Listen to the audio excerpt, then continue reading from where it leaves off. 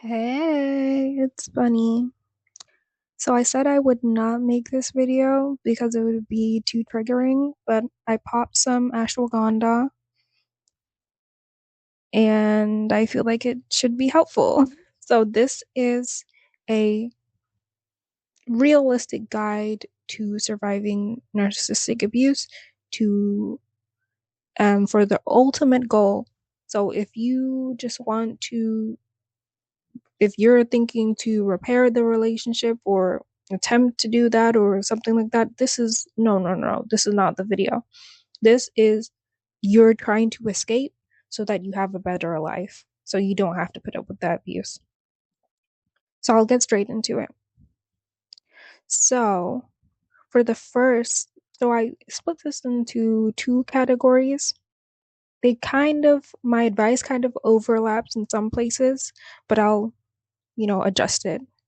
So first, it's a volatile narc. So the ones that are physically abusive as well as mentally and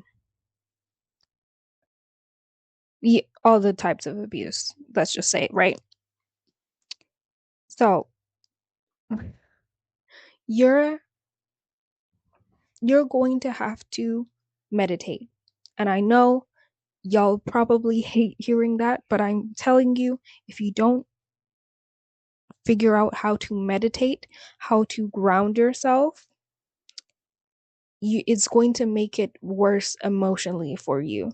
You're going to feel so much worse because you're not able to come down from the anxiety of being abused and having a narcissistic parent or a partner or anything like that, right? So when you center yourself, when you ground yourself, let me just talk about my experience. You know, when you ground yourself, you almost become,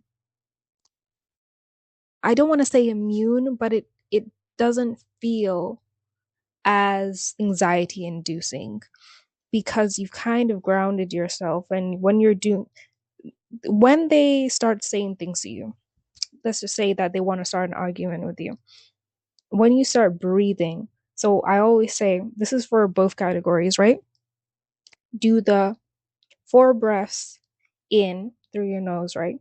Hold it for 4 and then out for 8 seconds.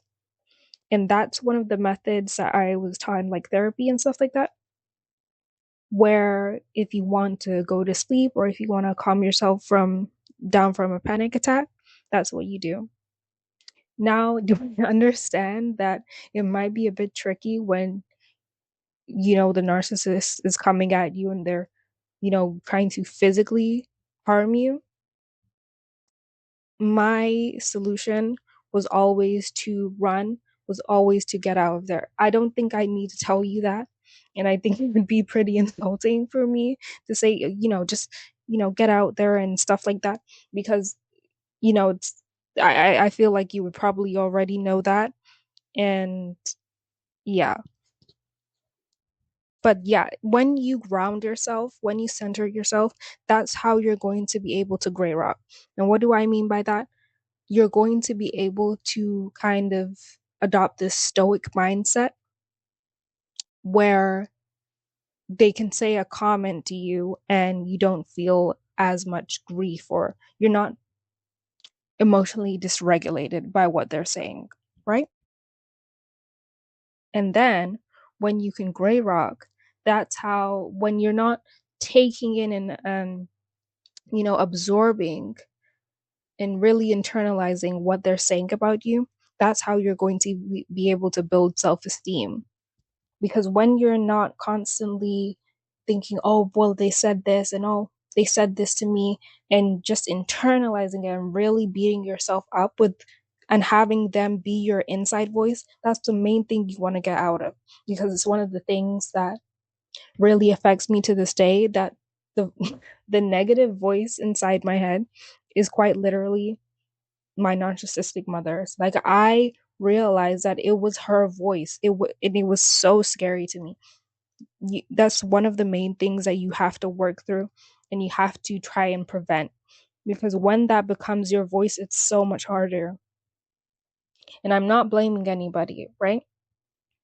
But you know, we have to try and fight in some way so that you can survive, okay? So, also another thing about building self-esteem is trying to do anything that you like. So, whether you like, my thing was my hair and art and things like that, so that's what I focused on. Now, because I have had access to money, I was able to pour into more of my hobbies and hair and things and fashion and things like that. For the people who are unable to do that, I would say to volunteer. There's so many things. I'm not sure, what country you're in or what's like in your town, but there's so many types of volunteering programs and youth clubs and things like that. The youth club things might not work because knowing narcissistic parents and the narcissistic parent that I had, I was always being told, that I was promiscuous and with no proof, by the way, of course, and that really wanted to keep me isolated. Narcissists really want to keep you isolated, especially from people in your own age bracket, right? Especially if you have like the needy narcissist, but we'll get into that.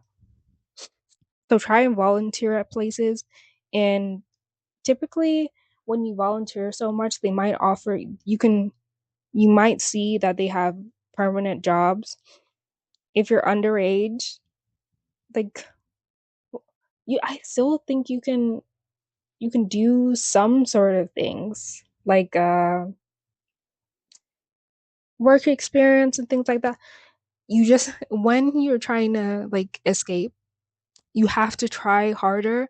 And I know it's so annoying, but like if you're going to find your I got really lucky, but I know that's not everybody's situation, and I know that it's not that common. So that's why I'm saying that you have to try and find ways to make money. And that means volunteering, that means trying to give your CV to people, trying to get any type of work experience that you can, right? Reaching out to your well, I'll get into that later because I feel like I'm skipping ahead. Yeah. But also, yeah, just doing your hobbies. And you might be asking me, oh, but I don't know what I like.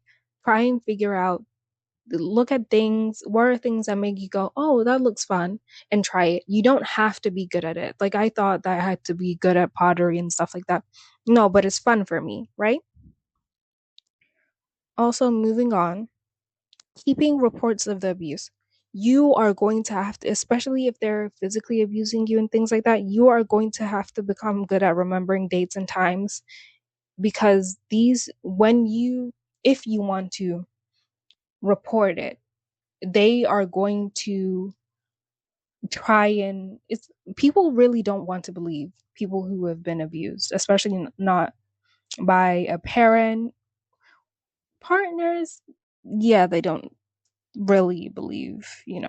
I've seen so many cases, but specifically with parents, especially if you're if it's your mother who's the abuser, right? People don't want to, unfortunately, people do not take it as seriously, and people are less inclined to believe you. So you are going to have times, dates, and, you know, some type of proof. And making sure you try and get a witness is really great too. So try and have a third person in the room. Now, I know that is tricky because typically when there's a third party in the room, usually the narcissist is masking, or the third party is, say your sibling, and they're one of the flying monkeys. They're the golden child. They're the people who, are facilitating and are okay with abuse as long as it's not them. So that's a bit difficult, but as much as you can, try and keep reports and try and get people to see, like, if you're in the street, make sure that people can see what they're doing. And I realize that kind of makes a narcissist, if they're, because a lot of narcissists are very scared of their image to the world, because that means when their image gets like disrupted or gets tarnished, it's harder for them to get more victims. It's harder for them to, have this facade of being nice. And if you had a mother or like you're being abused by a narcissist who was anything like mine, um, they really cared about their image, and they really played this part of a hardworking mother who was just trying her best, but they have problem children, right? But we'll move on to what you do if you have the needy narc. So needy narc, once again, the whole thing about meditation, grounding yourself, really, but the main thing is having knowing to gray rock and to put firm boundaries in place, because a lot of need, that's the type of narcissist that my mother was. And the thing is, you need to put boundaries in place. And I know it can seem impossible, and people will make you feel weird for having boundaries if it's your parent and things like that, especially if it's your mother. But at the end of the day, you need to know that it's going to be so much worse if you keep letting the narcissist run you over, if you keep letting them manipulate you with their emotions, okay? They're trying to, you know, manipulate you with their sad emotions, with these emotions, like especially if you had a parent who was sick, have a parent who was sick, they're going to try and manipulate you to feel like their sickness is your problem, and that you are responsible for their health and for their well-being, but you need to understand you are not the parent. Stop letting yourself be parentified by these grown ass people, by these geriatric narcissists, right? So you need to put firm boundaries in place. And if they say something like, oh, I remember my mom, for example, she was just like, oh, you need to, I didn't take my medicine because nobody reminded me. You didn't remind me to take my medicine. And I said, I'm not sure what exactly, I'm probably paraphrasing, but I said that that was her responsibility. I made it, you know, you need to make it very clear to them that they are the adult. They are their own responsibility, and that their health is their responsibility. As much as you love them, as much as um these norms about having to take care of a sick mother and a sick parent and family members and stuff like that, at the same time they are a grown person. And if you are underage, or not even just if, but especially if you're underage, if you are the child, that cannot be put on you. That cannot be your sole responsibility, because you are going to burn out. And if we know anything about narcissists, they're going to, throw it back in your face and say, oh, you never did anything to me, for me, you never took care of me, and things like that. So there's not really a point of it. Okay, do it if you want to, but I would not recommend it, because it really is a thankless job. But yes, putting firm boundaries in place, and again, this is where the overlap kind of goes in again.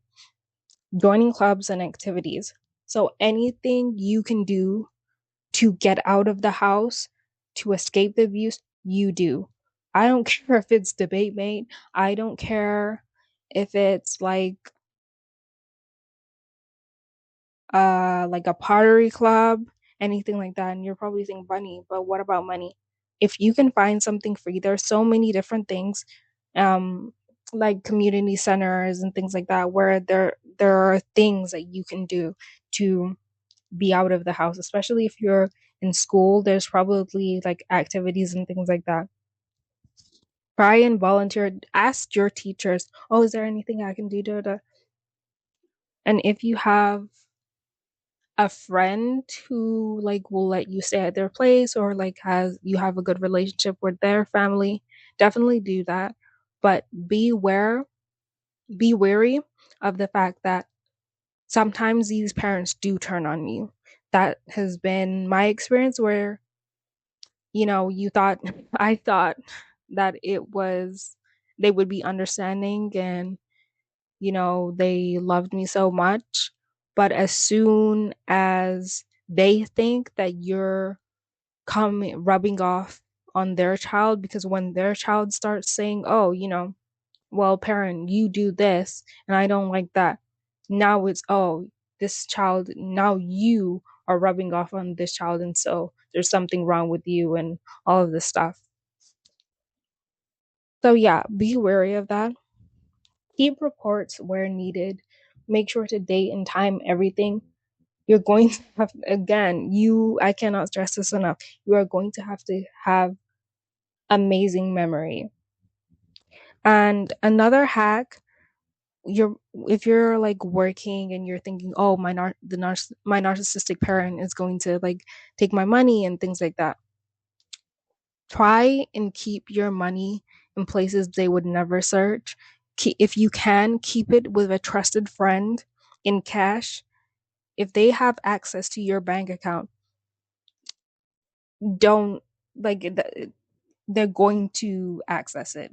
I don't think I need to say this, but and I think that e- even if you're like underage, right, they would still be able to, especially, well, yeah, they would be able to access it. So it's best that you keep it in cash and that you keep it somewhere far away from them where they can't access it. Um, and also, I don't think I needed to add this in, but that, like, I feel like, just in case nobody knows, because this is the way that I did it, contacting your government and, social services and things like that. Social services really didn't help, but I moved out at 18, so I think it was better for me. But I think if you go through like your therapist and they start reporting, that's when they start taking it actually serious. So for me, my therapist, um, reached out to I believe, a charity that is for women and children. And so from there, they helped me move. And, they had this thing where it was like, you can report the narcissist and have a restraining order. So look for things like that. And that's probably one of the best ways to move out, unless you want, but things are a bit janky with the way that they do it. So it might not be the best option, but it depends on which route you want to go. Either you want to go through the system in a way, or you want to save up money and move out that way. For that way is a bit more difficult, especially with the economic, climate at this time. Um, so I don't think most people do that, but that's not the way that I did it. And that's not me passing judgment and stuff like that. I loved if I could do that, but that just was not the case. I was too depressed. I was way too depressed for that. But yeah, where you can protect yourself, get out of the house, um, exercise that boost your endorphins, and just keep don't biggest thing, honestly, don't let them in your head. Don't let them become your inside voice. Don't let them become the narrator in your head and shape how your life is going to be. This is a horrible situation, and I completely empathize. But you have to make a future for yourself, and you have to keep going and stop letting what narcissists say. These are sick people. These are sick, weak people. Stop attaching so much strength to a person who has to pick on another person, especially if you're a child, their own child, to feel good about themselves. But yeah, I think that's the end of this video. But oh, one other thing. Please, I know somebody's gonna like be upset with me for saying this, but please stop deluding yourself into thinking that somebody who has always been abusive is going to magically turn into this amazing person. You are going to find yourself disappointed. You know, I had to say to myself, when I found out that my mother purposely isolated me from my father, lied about it, lied about him not loving me, not taking care of me, not sending money and things like that, which were all lies, and isolating me from his family and lying about his part of the family, the only side of the meanwhile, her side of the family is just like her, evil, toxic, non-supportive. Meanwhile, my dad's side, I met them for the first time about a year ago, like all of them. Well, not all of them, but like a lot of them. And they are the most supportive, sweetest, loving people. My father has always been loving, supportive, and all of those things. When you find out that they do something like that, where they're willing to lie so bad to the point, my dad not being in my life seriously ruined it. Seriously, because that was my first friend. That was my best friend. And I realized I actually was an extrovert as a child. But after my dad left and after I kept being abused by my mother and she kept telling me, oh, what would people think and stuff like that, I, I kind of just became really anxious and retreated into like a shell. So when people do stuff like that, and you're thinking that they're going to apologize one day, they're going to, see it how you see it, these people are mentally ill and evil, and majority of them are not going to change. They are not going to think about that they hurt you or whatever. They don't even know. Well, some. I do think that they know. I've always thought that. But the problem is they don't care. They didn't care when they said it to you. They didn't care when they raised their hand to you. They didn't care when they lied about it to your face and pretended that they didn't know and they forgot, and oh, you're dragging this situation out. Yeah, stop. Don't beg them for an apology. Don't beg them for them to change, because they're probably not going to. Your best option is to move and create a life that you would be proud of, that you want, build a family if you'd like that, that you love and that you would be proud about and that you wanted as a child. But don't beg somebody who wants to see you beg. Don't beg somebody who takes satisfaction in your pain and who has constantly took satisfaction in your pain. And yeah, I hope this has been helpful. This was pretty hard for me to make, so I'm sorry if this is like, you know, whatever. But yeah, I love y'all so much. Thank you so much to the new subscribers. Please, for anybody who has been through abuse, please keep going. Love y'all. It is so hard. Oh Lord, it's so hard. You know, a few days ago I had memories of the abuse and everything, and I just sobbed. I really just did. I just sobbed. But I keep going, and I hope y'all keep going and keep affirming yourself, and don't fall into relationships with people who don't want the best for you, and falling into old patterns with narcissists and things like that. You deserve so much more. You deserve so much more than abuse, than dealing with weak narcissists. who can't even self regulate, who don't even have empathy in them. How weak. How weak. People like to think that narcissists are so strong. No, you are weak. It's really the black sheeps of the families, the scapegoats, the empaths who are strong because, in spite of the horrors of the world, in spite of what all we've seen and experienced, we are still loving, we are still feeling, and that's what makes us human. Those monsters, those abusers are not real. I'm telling you right now, that mother is not real. Sorry. But yeah, please like, please comment, please subscribe. Bye.